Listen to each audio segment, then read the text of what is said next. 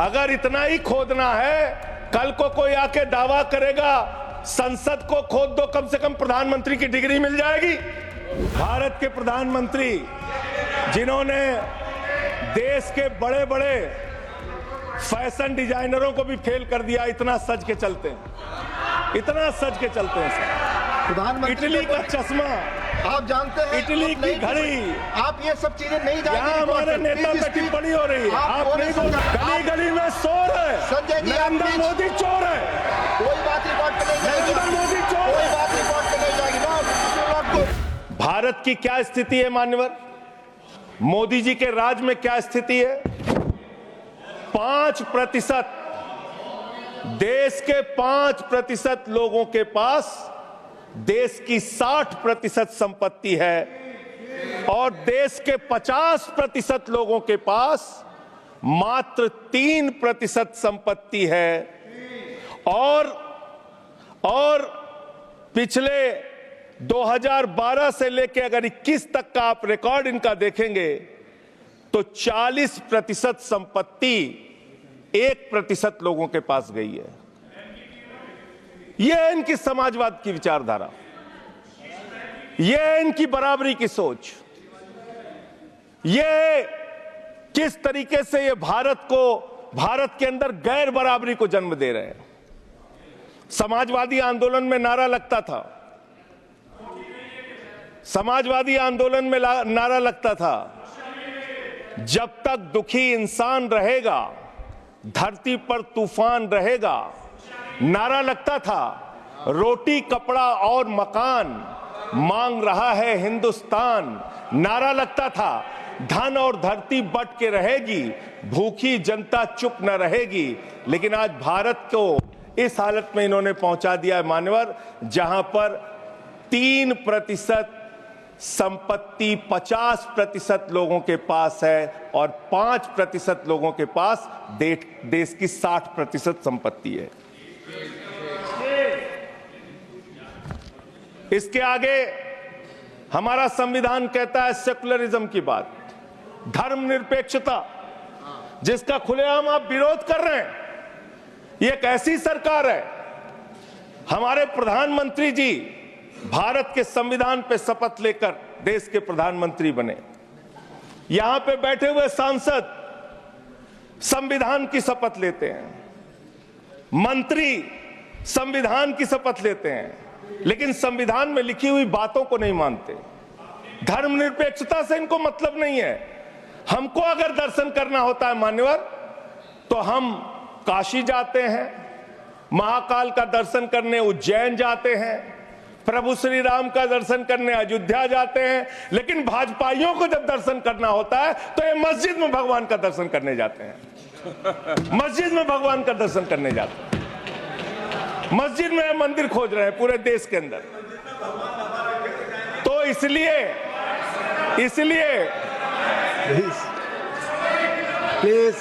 इसलिए मान्यवर, इसलिए मैं इनसे कहना चाहता हूं, कृपया साहब घबराओ मत, सीट पर चीखना चिल्लाना शुरू कर देते हैं। जैसे ही बोलता हूं चीखना चिल्लाना शुरू। मान्यवर,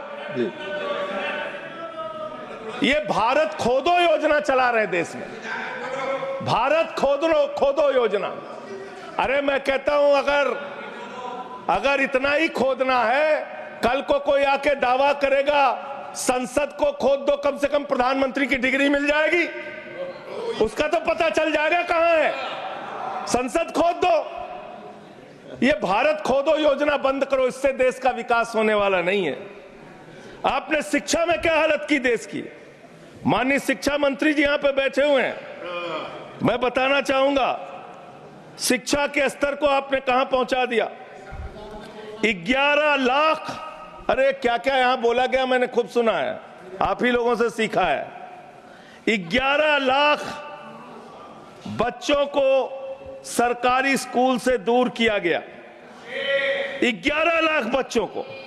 यह देश के अंदर शिक्षा की व्यवस्था है और इसमें सबसे ज्यादा मान्यवर, अगर किसी राज्य की भागीदारी है जहां पे सबसे ज्यादा बच्चे सरकारी स्कूल से दूर हुए हैं, पिछले 8 महीने का आंकड़ा शिक्षा मंत्रालय ने लोकसभा में रखा, 11 लाख में से अकेले 7,84,000 बच्चे उत्तर प्रदेश में सरकारी स्कूलों से दूर गए। ये कर रहे हैं शिक्षा के नाम पे आप। देश की शिक्षा की व्यवस्था की हालत यह कर दी आपने। 63,000 बच्चे आसाम में सरकारी स्कूलों से दूर हुए। यह सरकार का आंकड़ा, मैं अपनी ओर से नहीं पढ़ रहा हूं। जब सरकार से पूछा गया शिक्षा पे कितना खर्च करते हैं, जीडीपी का कितना हिस्सा शिक्षा पे खर्च करते हैं, पिछले 3 वर्षों से भारत की सरकार जीडीपी पे 0.4% शिक्षा पे ऊपर खर्च करती है। और दिल्ली की सरकार, जहां अरविंद केजरीवाल की सरकार है, हम शिक्षा के ऊपर 25% बजट का हिस्सा खर्च करते हैं। मानव स्वास्थ्य के ऊपर दिल्ली के अंदर 13% हम खर्च करते हैं। और भारत की हमारी सरकार जो अपने आप को कहती है मोदी जी की बड़ी योजनाएं हैं, बड़ी ताकतवर सरकार है, मात्र 2% स्वास्थ्य के ऊपर खर्च करती है। यह इस देश की हकीकत है। कैसे समानता आएगी? कैसे संविधान में लिखी हुई बातों की सुरक्षा हो पाएगी? मैं दिल्ली की बात करूं, अगर एक राज्य सरकार दिल्ली के लोगों ने भी चुना, जिसको आप चलने नहीं देते, बार बार उसके ऊपर रोक लगाते हैं, लेकिन उस राज्य सरकार के काम क्या हैं वो आपको जानना बहुत जरूरी है। एक ऐसी सरकार जिसने, अब देखिए टोका टोकी करेंगे। बोलिए ना, आप बोलिए, आप क्यों उधर बात अभी ये लोग जब बोल रहे थे मैं चुपचाप सुना। आप बोलिए। अगर जेल वेल की बात करोगे ना, जिस दिन सत्ता परिवर्तन होगा एक भी आदमी बाहर नहीं दिखेगा। फिर ऐसी बातें मत करो, आपस में बात नहीं। संजय ये जी, धमकी देने की बातें मत करो। संजय जी, आपस में कोई बात नहीं। संजय जी प्लीज, नहीं कोई नहीं, आप लोग आपस में बात कंट्रोल कीजिए सर। सभी लोग आपस में बात, प्लीज आप बैठे रहे, प्लीज। ऐसे धमकी देके काम मत करो। आप विषय पे बोले। अडानी की दलाली करने वाली सरकार हमसे सवाल कर रही है। विषय पर संजय जी जो विषय बोलेंगे, भ्रष्टाचार बोलेंगे, विषय पर बोलिए प्लीज, विषय पर बोलिए प्लीज। अडानी की दलाली करने वाले लोग हमसे सवाल करेंगे। मुझे लगता है कि संजय जी अपना आपा खो गए हैं और उन्होंने अपनी शब्दावली को ध्यान में रखना चाहिए। और ये जो उन्होंने वाक्य इस्तेमाल किया, ये एक्सपंज होना चाहिए। प्लीज आप बोलिए, प्लीज बैठ। सर बोलिए, मैं दिल्ली के काम बता रहा हूँ। आप दिल्ली के काम बताइए। आपस में दिल्ली की सरकार ने क्या किया है संविधान की रक्षा के लिए? टीका टिप्पणी ना करें। दिल्ली की सरकार ने क्या किया है इस देश के नागरिकों को मजबूत बनाने के लिए? दिल्ली की सरकार ने क्या किया है शिक्षा और स्वास्थ्य पे काम करने के लिए? दिल्ली की सरकार ने क्या किया है बाबा साहब के लिखे गए एक एक शब्द को जमीन पे उतारने के लिए? दिल्ली के अंदर शिक्षा में हमने 25% खर्च किया, स्वास्थ्य में हमने 13% खर्च किया। दिल्ली में हमने बिजली फ्री दिया। पूरे देश में पहली सरकार है जो बिजली फ्री देने का काम करती है। दिल्ली के अंदर केजरीवाल जी ने 200 यूनिट बिजली फ्री, 400 यूनिट बिजली आधे दाम पे दिया। दिल्ली के अंदर केजरीवाल की सरकार ने इलाज मुफ्त किया, पानी मुफ्त दिया। दिल्ली के अंदर सीट पर बैठकर बुजुर्गों को तीर्थ यात्रा, माननीय मंत्री, बुजुर्गों को तीर्थ यात्रा कराने का काम किया। बुजुर्गों को तीर्थ यात्रा कराने का काम किया दिल्ली की सरकार ने। दिल्ली की सरकार ने माताओं बहनों के लिए बस की यात्रा फ्री करने का काम किया। और अगली योजना आ रही है, दिल्ली में केजरीवाल मुख्यमंत्री बनेंगे, दिल्ली की महिलाओं को 2100 रुपए हर महीने उनके खाते में पहुंचाया जाएगा। हम महिला को सशक्त करेंगे, मजबूत करेंगे। संविधान पर भी जोड़िए उसको, संविधान पर बोलिए। संविधान पर बोलिए संजय जी। संविधान के अंतर्गत मैं एक चुनी हुई सरकार के बारे में बोल रहा हूं। संविधान पर चर्चा हो रही है, दिल्ली में चर्चा होगी, संविधान पे आप बोले और दिल्ली में बैठे रहे। मैं बोल रहा हूं, दिल्ली के अंदर 200 किलोमीटर के मेट्रो नेटवर्क को हमने 2015 से बढ़ाकर 450 किलोमीटर किया। संजय जी कॉन्स्टिट्यूशन पे बोलिए। सर उन्होंने अपनी सरकार की उपलब्धि गिनाई, आपने उनको नहीं रोका। प्लीज, अगर हम दिल्ली में एक चुनी हुई सरकार के काम को बता रहे हैं, हम सबसे आग्रह कर रहे हैं अपने विषय पर बोले। जिस राज्य से मैं चुना गया हूं, आपसे भी कर रहे हैं, उस राज्य में क्या काम हो रहा है, क्या ये देश इनको दर्द क्यों हो रहा है? प्लीज विषय संविधान पर चर्चा, पेट में तकलीफ क्यों हो रही है? संविधान पे चर्चा हर सदस्य से, इनको तकलीफ क्यों हो रही है? हर सदस्य से हम अपेक्षा करते हैं संविधान पर बोले। तो दिल्ली में प्लीज जेल 3 घंटे ईडी सीबीआई दे दो, सबको भेज दूंगा। चलो दे दो ईडी सीबीआई। आप बोलते हैं, प्रवोक करते हैं, आप इसे पर बोले, ये सब चीजें नहीं जाएंगी, ये सब चीजें नहीं जाएंगी रिकॉर्ड पे। प्लीज, वो बोल रहे हैं जेल क्यों आपस में बात न करें, आप बोले संविधान पर, आप प्रोग्राम को आपस में बात न करें। प्लीज प्लीज, आप इस तरह टिप्पणी नहीं कर सकते माननीय सदस्यों पर, वो चीजें रिकॉर्ड में नहीं जाएंगी। इस तरह की टिप्पणी सदस्यों पर एक दूसरे पर करना, प्लीज आप विषय पर बोले। सर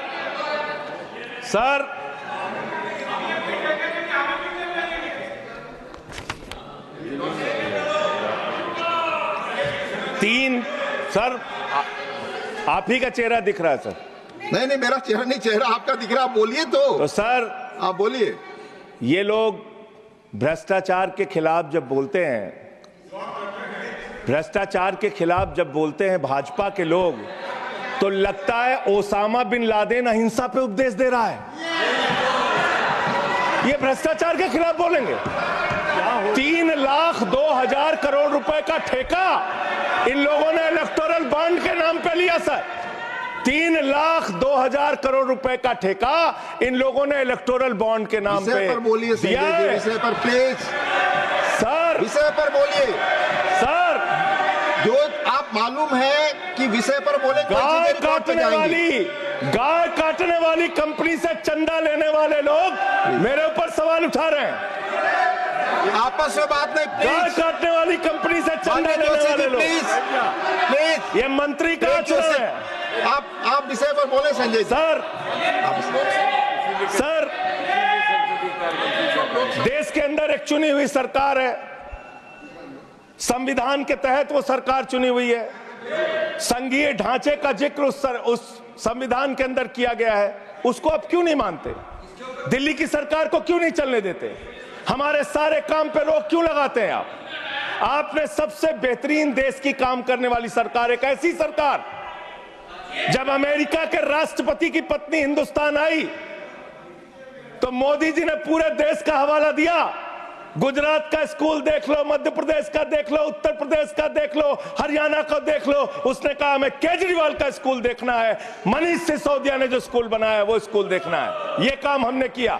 आज दिल्ली के स्कूल मॉडल की चर्चा पूरी दुनिया में हो रही है, अस्पताल के मॉडल की चर्चा पूरी दुनिया में हो रही है। ये मंत्री है सरकार के। बच्चों शांत हो जाओ, बच्चों हल्ला मत करो, बच्चों शांत, बच्चों हल्ला मत करो, बच्चों शांत। मान्यवर, ये हमारा टाइम खाने की कोशिश कर रहे हैं। दिल्ली के अंदर चुनाव होने जा रहा है। चुनाव भारत के संविधान का एक बड़ा पर्व माना जाता है। संविधान ने हमें ताकत दी, अपने हिसाब से विधायक चुनिए, अपने हिसाब से सांसद चुनिए, वही मंत्री बनता है, मुख्यमंत्री बनता है, प्रधानमंत्री बनता है। दिल्ली में चुनाव क्या हो रहा है? दिल्ली में कैसे चुनाव कर रहे हैं लोग? ये महाराष्ट्र और हरियाणा का प्रयोग, चुनाव घोटाले का प्रयोग दिल्ली में करना चाहते हैं। और वो कैसे करना चाहते हैं? कैसे करना चाहते हैं? ध्यान से सुनिएगा सर प्लीज। दिल्ली के अंदर ये चुनाव घोटाले की मैं रिपोर्ट लेके आया हूं। ये रिपोर्ट आज पूरे देश को पता होनी चाहिए। दिल्ली में जो चुनाव करा रहे हैं मान्यवर, ये घपले से जीतना चाहते हैं। शाहदरा में भारतीय जनता पार्टी के एक पदाधिकारी ने 11,008 वोट कटवाने की अर्जी दी। जनकपुरी में भारतीय जनता पार्टी के 24 कार्यकर्ताओं ने 4,874 वोट कटवाने की अर्जी दी। तुगलकाबाद में संविधान पर बोलिए, भारतीय वही जनता बातें पार्टी रिकॉर्ड के पे जाएगी, 15 संविधान पर कार्यकर्ता आप ने चर्चा में भाग रहे हैं। 2435 वोट कटवाने की अर्जी दी। मानिए, आप संविधान पर क्या बोलिए। चुनाव आप के बारे में संविधान बोलना गलत है? प्लीज आप बैठे, प्लीज। क्या संविधान के अंतर्गत चुनाव नहीं होता सर? आप बोले बोले सर चुनाव के बारे में आप बोलना बोले, गलत है। बोले। हाँ तो ये आप गायब। फ्री एंड फेयर इलेक्शन संविधान ने दिया है।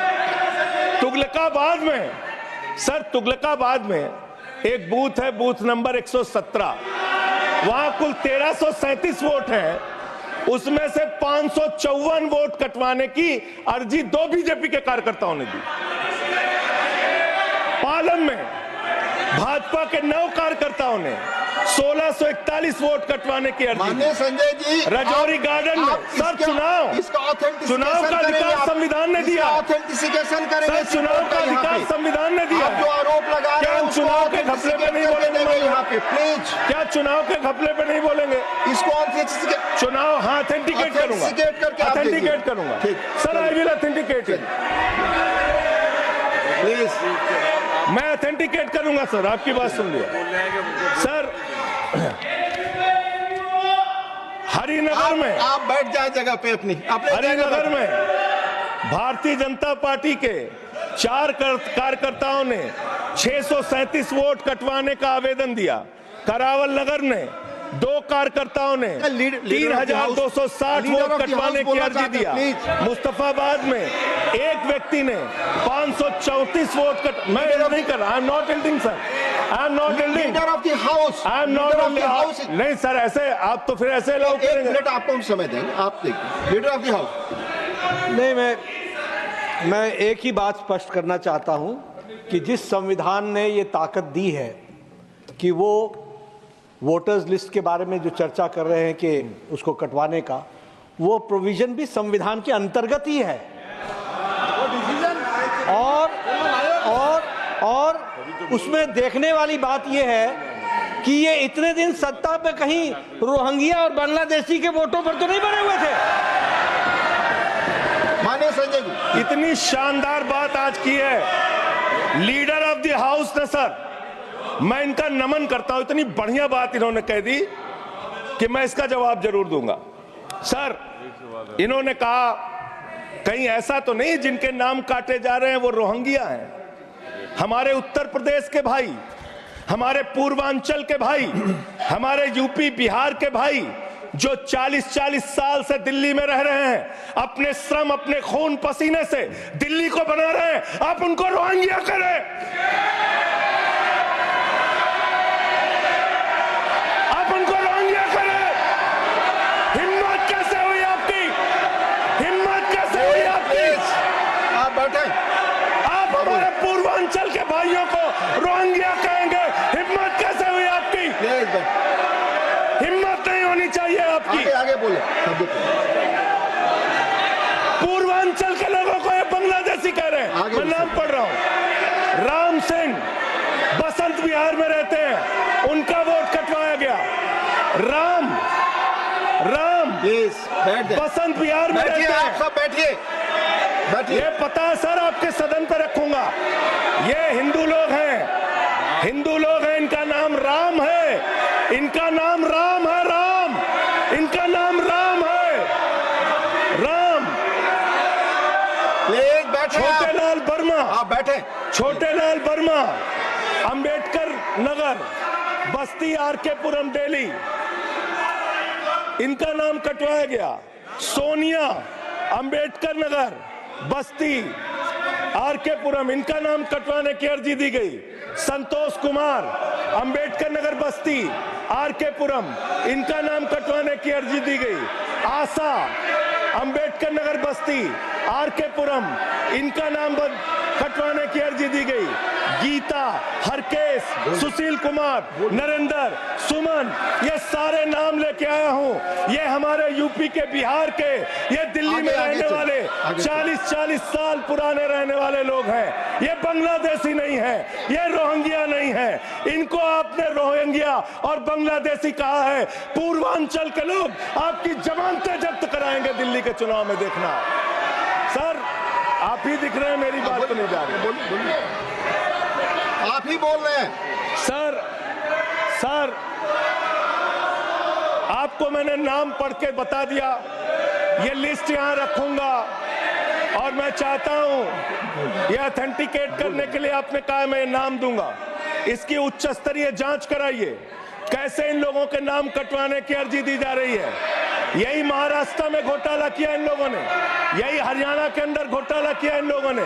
ये चुनाव घोटाले से जीतना चाहते हैं, दिल्ली में ये चाल चलेगी नहीं, याद रखना। केजरीवाल और आम आदमी पार्टी यहाँ पे बैठी है, संविधान पर बोलिए, यहाँ पे ये चाल नहीं। संविधान पे बोल रहा हूँ, चुनाव ही गड़बड़ कर देंगे, आगे बढ़िए, चुनाव ही गड़बड़ करेंगे तो संविधान कहाँ से बचेगा सर। चुनाव ही निपटाने पे लगे हुए हैं ये लोग। सर दूसरी बात हुई दलितों के अधिकार की और बांग्लादेशी घुसपैठिया। सर पिछले 10 साल से हिंदुस्तान में किसकी सरकार है सर? क्या यहाँ पे ट्रंप की सरकार है? क्या ओबामा की सरकार है? यहाँ पे यहाँ 10 साल से किसकी सरकार है? 10 साल से यहाँ पे महामानव की सरकार है। महामानव की सरकार है 10 साल से। मैं महामानव से पूछना चाहता हूं, नरेंद्र मोदी जी से पूछना चाहता हूं, अमित शाह जी से पूछना चाहता हूं, सीमा की सुरक्षा किसके जिम्मे है? अमित शाह के जिम्मे है। सीमा किससे लगती है? बांग्लादेश की, त्रिपुरा से लगती है, आसाम से लगती है, बंगाल से लगती है।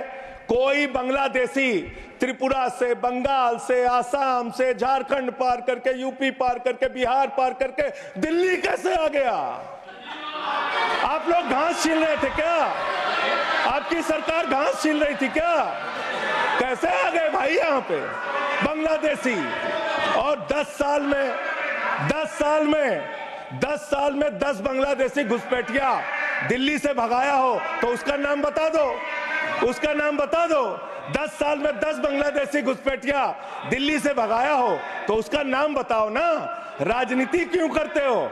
नरेंद्र मोदी का दोस्त अडानी बांग्लादेश को बिजली सप्लाई करता है, आप विषय पर बिजली सप्लाई करता है। प्रधानमंत्री पर आपने भारत की बिजली चोरी करके, भारत की बिजली चोरी करके बांग्लादेशियों का घर रोशन करते हो। संविधान पर बोलिए, हमें ज्ञान बता रहे हो, प्लीज हमको ज्ञान बता रहे हो। हजारों करोड़ की बिजली चोरी करके झारखंड की बिजली। सर आप ही आ गए सर, मेरा तो नाम गायब हो जाता हूं मैं। सर झारखंड की बिजली चोरी करके, भारत की बिजली चोरी करके अडानी बांग्लादेश को पहुंचाता है। ये आप ही सब्सटेट करेंगे इस आरोप इसको भी करेंगे। हाँ, करे जितना आप बोलेंगे सब हाजिर कर देंगे साहब। आप इस सब्सटेट करेंगे, इसलिए आप लगा रहे हैं। हाँ एकदम करेंगे। ये दोहरी नीति नहीं चलेगी। आपके लड़के कतर के शेखों के साथ बिजनेस करेंगे, दुबई के शेखों के साथ बिजनेस करेंगे, यहाँ मुसलमानों के खिलाफ हिंसा की बात करोगे।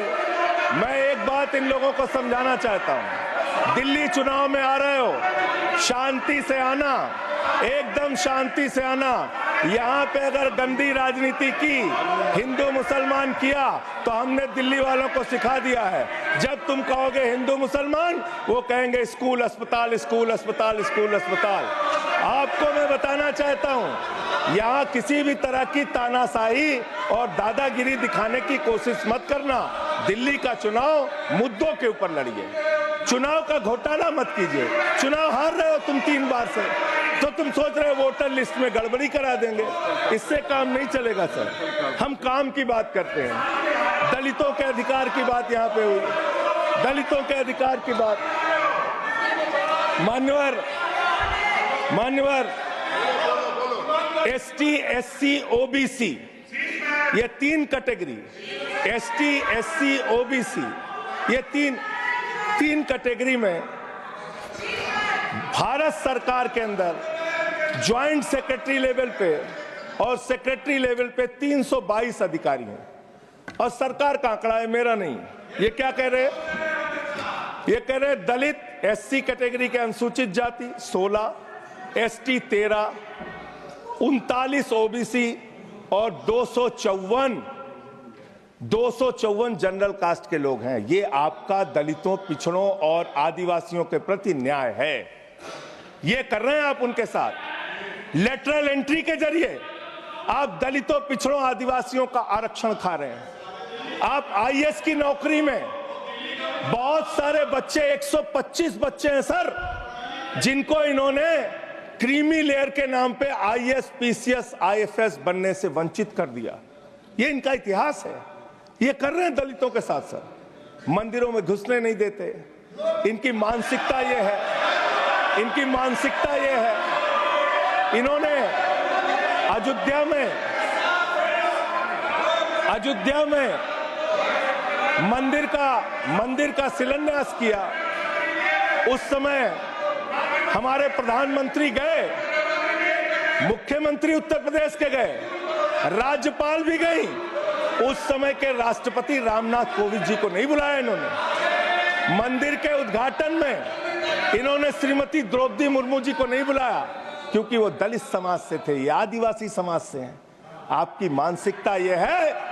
100 वर्ष हो गए आरएसएस को, एक भी दलित, पिछड़ा और आदिवासी आज तक आरएसएस का प्रमुख क्यों नहीं बना? इसका जवाब दो, इसका जवाब दो।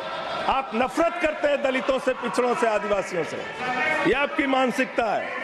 इसलिए आगे कॉन्स्टिट्यूशन पढ़ता हूं सर, आगे क्या लिखा हुआ है?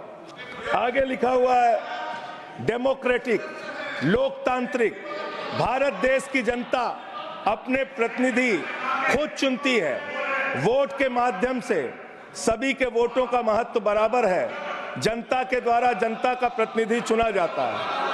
जनता के द्वारा जनता का प्रतिनिधि चुना जाता है।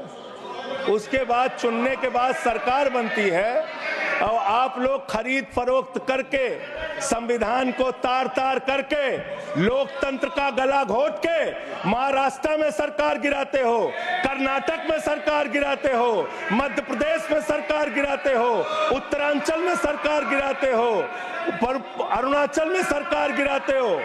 पूरे देश में तोड़ फोड़ खरीद फरोख्त करके सरकारों को गिराने का काम करते हो।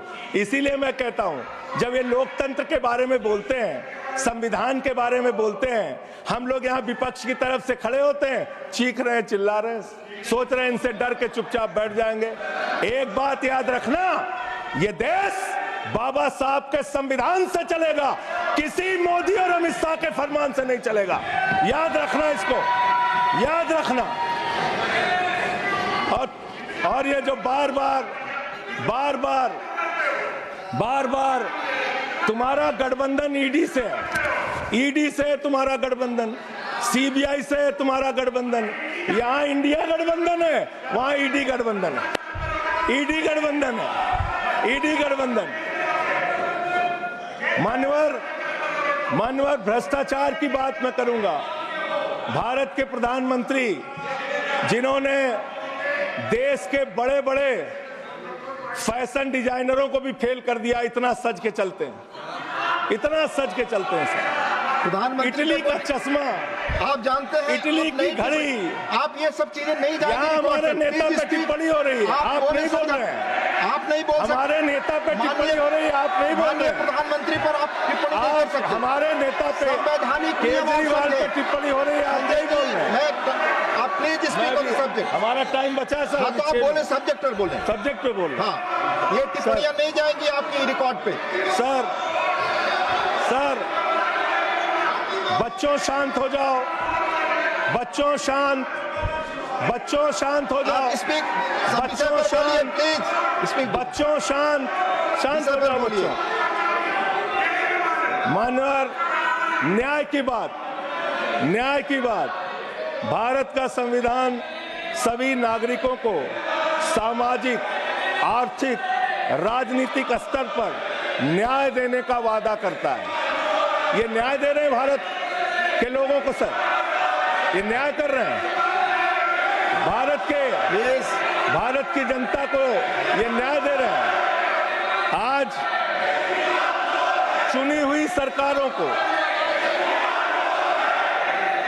प्लीज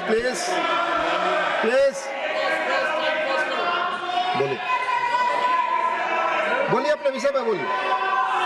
सर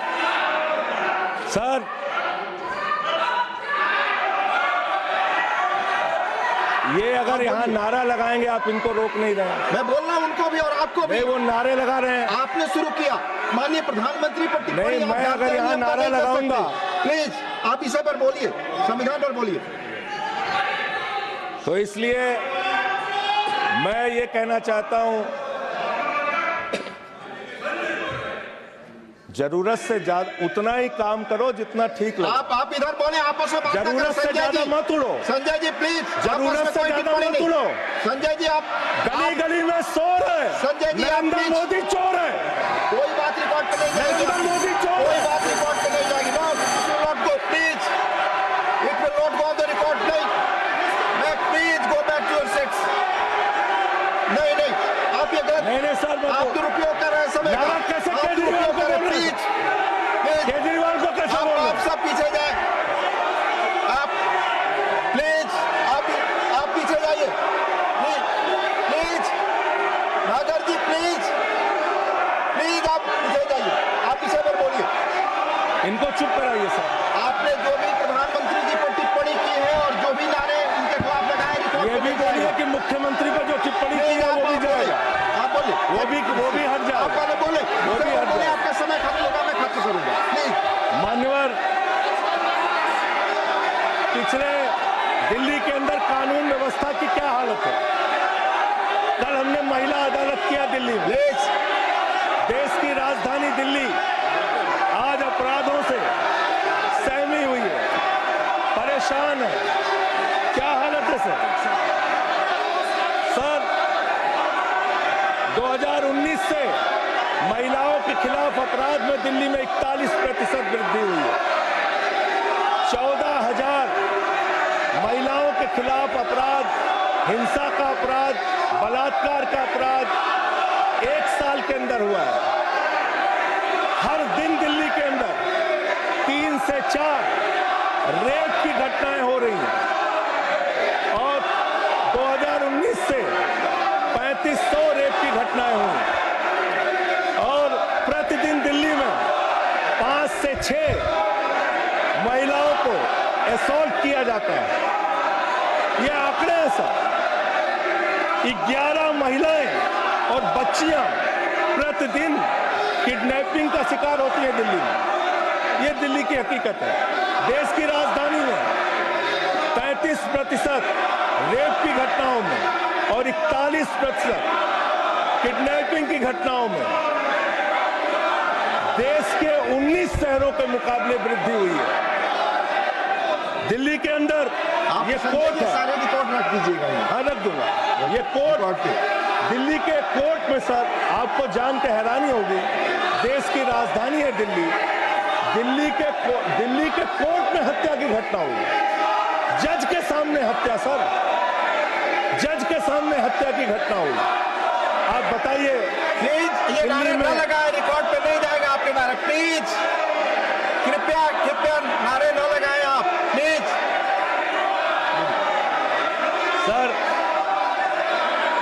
सर दिल्ली के अंदर कोर्ट में हत्या हुई। देश की राजधानी में राष्ट्रपति रहते हैं, प्रधानमंत्री रहते हैं, उपराष्ट्रपति रहते हैं, सारे लोग रहते। सर मेरा वीडियो नहीं आ रहा है। सारे लोग रहते हैं देश की राजधानी में और इस देश की राजधानी के अदालत में हत्या हो रही है। इसलिए मान्यवर, मैं आपके माध्यम से अनुरोध करना चाहता हूं अंत में एक बात कह के। आज जब मैं आ रहा था, काशी लंका में रेहड़ी पटरी वालों की दुकानें तोड़ी जा रही हैं, गरीबों को उजाड़ा जा रहा है। जिस राजधानी दिल्ली में हम लोग रहते हैं सर, झुग्गी बस्तियों को तोड़ा गया, झुग्गी बस्तियों को उजाड़ा गया और हर साल का आंकड़ा है, मैं आपके सामने रखूंगा। मेरा आग्रह होगा, प्लीज अपने सीट पर जाएं।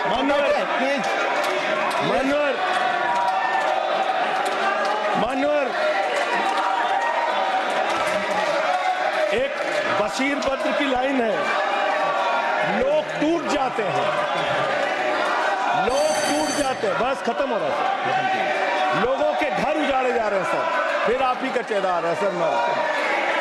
गरीबों को घर उजाड़ा जा रहा है दिल्ली में। बशीर बद्र की एक लाइन के साथ अपनी बात को खत्म करूंगा। लोग टूट जाते हैं, एक घर बनाने में तुम तरस नहीं खाते, बस्तियां जलाने में लोगों को उजाड़ना बंद करो। तुमने अयोध्या में उजाड़ा, तुमने काशी में उजाड़ा, तुमने दिल्ली में उजाड़ा। ये बुलडोजर राजनीति से देश का भला होने वाला नहीं है। ये चीखने चिल्लाने से कुछ नहीं होने वाला है। और तुम्हारी तानाशाही के आगे झुकेंगे नहीं कभी। धन्यवाद, ये नारेबाजी लगा के धन्यवाद, तुम रोक धन्यवाद नहीं संजय जी, पाओगे। धन्यवाद। बहुत बहुत धन्यवाद।